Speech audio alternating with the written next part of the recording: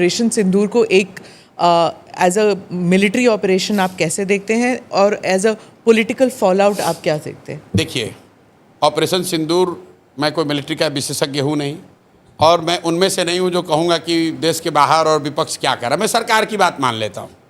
सरकार ने कहा, हम लोग के विदेश मंत्री ने कहा, जयशंकर जी पढ़े लिखे समझदार बहुत सुलझे हुए व्यक्ति हैं, जयशंकर जी ने ये कहा ऑपरेशन सिंदूर के हवाले से, शायद आप लोग के ही इंटरव्यू में, कि जो सीज़ फायर हुआ वो पाकिस्तान की पहल पर हुआ। तो मैं भाई जयशंकर जी की बात को मानता हूँ। तो अगर पाकिस्तान के पहल पर सीज़ फायर हुआ, इसका मतलब कि पाकिस्तान दबाव में था, पाकिस्तान की हालत ख़राब थी। जो हारता है वही तो सीज़ फायर के लिए हाथ जोड़कर आएगा। तो अगर पाकिस्तान दबाव में था 1 दिन या 2 दिन के ऑपरेशन सिंदूर के बाद, तो भाई आप काहे सीज़ फायर किए? आपको 2-4 दिन और चलने देना चाहिए था। वो पाकिस्तान को मार के सेना वाले ठंडा कर देते। तो ये तो सरकार अपनी ही बात में फंसी हुई है। सरकार ये कह रही है कि मिलिटरीली ये सक्सेसफुल है। तो जब सक्सेसफुल था, पाकिस्तान घुटने पर आ गया था, आपसे सीज फायर के लिए रिक्वेस्ट कर रहा था, in the words of foreign minister Jaishankar, तो आपने सीज फायर किया क्यों? देश की जनता तो यही पूछ रही है कि भाई सीज फायर ये अचानक से क्यों हो गया? ट्रंप जी अपना अलग डफली बजा रहे हैं कि हमने अमेरिका से ही करा दिया। तो भाई ट्रंप की बात को हम क्यों मानेंगे? हम तो अपने देश की बात, सरकार की बात मानेंगे। हमारे देश की सरकार कह रही है कि पाकिस्तान के रिक्वेस्ट पर सीज फायर किया गया।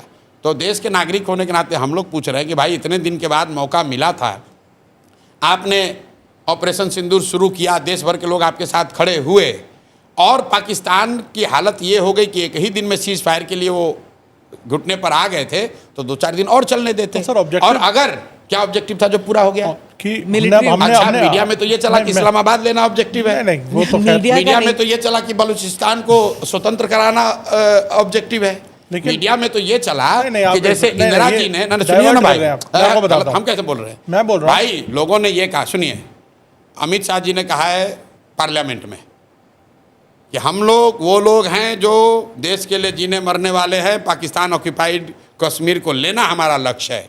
तो अगर पीओके लेना लक्ष्य था और पाकिस्तान घुटने पर आ गया था, तो काहे सीज फायर किए? अगर बलूचिस्तान को आज़ादी दिलानी थी, पाकिस्तान घुटने पर था, तो क्यों समझौता किए?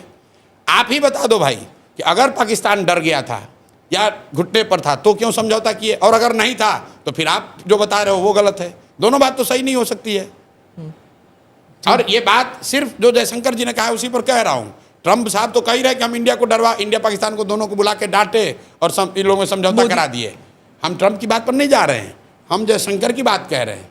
एंड तो कहीं होता है ना, क्या एंड? तो भाई वही एंड, मतलब लोग तो ये पूछ रहे हैं कि भाई आपने सायरन बजवाया, प्रैक्टिस करवाया, तो हम लोग तो तैयार थे 2-4-5 दिन के लिए। एक ही दिन में खाए सीज फायर कर दिए, 2-4 दिन और चलने देते, पीओके ले लेते हम लोग, तब आप कर लेते, बालूचिस्तान अलग हो जाता तब हम लोग कर लेते। अगर पीओके ले लेते, इंदिरा जी ने समझौता कर लिया तो भाई कम से कम बांग्लादेश को अलग करा दिया ना, तो कुछ तो आप कर लेते। जो टेरर इंफ्रास्ट्रक्चर है वो तो ध्वस्त हुआ ना, ध्वस्त हो गया। विजुअल तो है, चले भाई रिकॉर्ड कर लो, विजुअल तो है। आप सरकार की ओर ना विजुअल तो ठीक ही है। आप ये कह सकते हैं कि टेरर इंफ्रास्ट्रक्चर पाकिस्तान का ध्वस्त हो गया, कुछ डैमेज हुआ, तो सर लोग ये चाह रहे हैं कि जब मौका मिल गया था तो पूरा ही साफ कर देते। तो समतल थोड़ी ना कर सकते, एक मुल्क है न्यूक्लियर, अच्छा तो उसके डर से रुक गए, कहीं तो रोकना पड़ेगा ना। तो ये पहले बता देते कि भाई हम शुरू करेंगे लेकिन न्यूक्लियर के डर से फिर रुक जाएंगे, तो पहले ही बता देते देश को भाई। अरे भाई आप ये बता दो कि चाहते क्या थे। मैं ये समझता था कि आपका उद्देश्य ये है कि टेरर इंफ्रास्ट्रक्चर पूरी तरीके से ध्वस्त कर दिया जाएगा। वो कोई नहीं कह सकता है कि हो गया है, कुछ टेरर इंफ्रास्ट्रक्चर को नुकसान हुआ होगा। दूसरा उद्देश्य अगर ये था कि आप पीओके को स्वतंत्र करा देते, वो तो हुआ नहीं।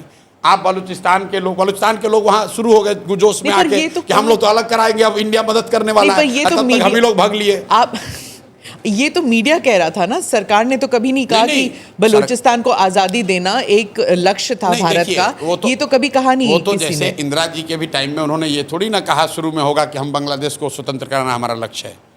ये तो बीजेपी के स्वयंभू नेताओं ने कहा कि अरे आपने इंदिरा जी को क्या देखा, हम तो पाकिस्तान को 4 टुकड़ा में कर देंगे, हम बलूचिस्तान बना देंगे, हम पीओके ले लेंगे। तो भाई कर लेना था।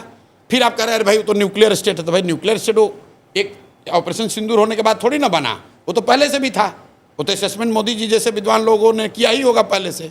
तो भाई काहे लड़ाई शुरू किए, और किए तो पूरा करना चाहिए। देश की जनता ने तो नहीं कहा कि हम लोग न्यूक्लियर वाले से डर रहे हैं। भाई देश की जनता तो आपने जब सायरन बजवाया तो हम लोग अंधेरे में निकले, सब जाके प्रैक्टिस कर लिया कि भाई चलो अब न्यूक्लियर गिरे या बम गिरे हम लोग तैयार हैं। तो काहे भागे आप मैदान छोड़ के?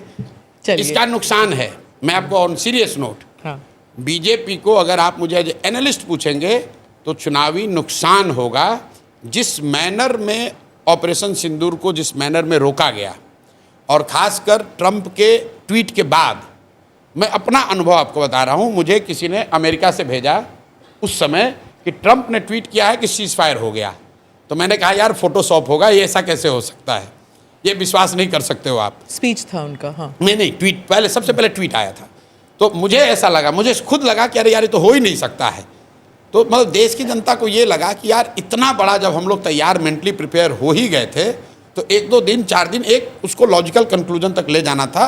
नहीं ले गए, चलिए उनका डिसीजन है, लेकिन नहीं हुआ, मतलब पॉलिटिकल और वो खुद भी कह रहे हैं कि नहीं हुआ है। उसके बाद आप मोदी जी का बयान सुनिए, डैमेज कंट्रोल करने के लिए वो क्या कह रहे हैं कि ऑपरेशन सिंदूर जारी है, उसका फॉर्म बदल गया है।